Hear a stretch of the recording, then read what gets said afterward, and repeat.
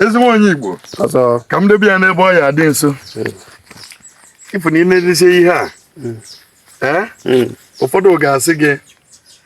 na ihe a bụ lion's paw anyị kpọrọ ya aha agụ as in lion ya the footprint of a lion ọ na-ele ele o lechego ele kịta ịfụrụ na abịa asụ anya mmiri maka det ihe m ji ma achọghị irivilu be ọtụtụ ihe dị n'ihe a ọ ga-abụrụ ọ bụrụ na-enwe ka ihe chiwelu dị alụ mmadụ o debe nsọ ya akwenyechie ya ngwongwo a na-akwenye ya ọ dị too much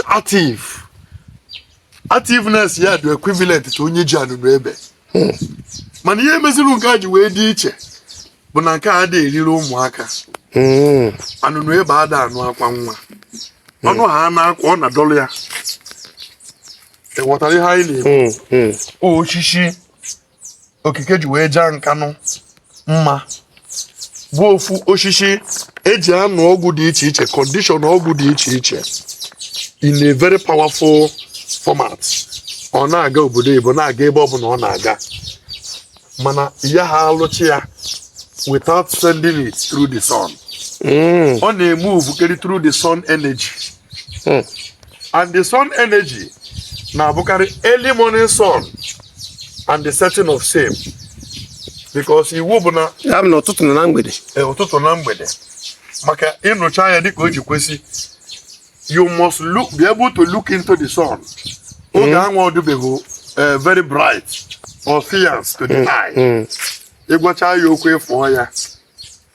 enwere oge ụfọdụ inwe ike gwacha ya okwu kịta fụọ ya na the sun ọ dịka o buputere gị nri ka telivishọn for some minutes to the practitioner ọ bụrụ na mmadụ ka ị na-esendili efu onye anwa ka ọ gafere na the sun iwu bụ na ọ ga-ezikọ gị like a television ị ga-afụ ya within the sky bụ ka iji fụ ihe a ka o si wee nọrọ ọ mmụọ eji eme Igbo ihe m ji wee wepụta ya bụ na e nwere ọtụtụ ndị Igbo kamakwa ya wee luo taa udo dịkwala otu ọzọ daalụ ihe dị iche iche ka a na-amụta maka na ọkwa n'ọnụ gị ka m mụtara na ewe afịfịa ewere ọkụkọ na afịfịa were ewu na ọkụkọ were na afịfịa wee bine na afịfịa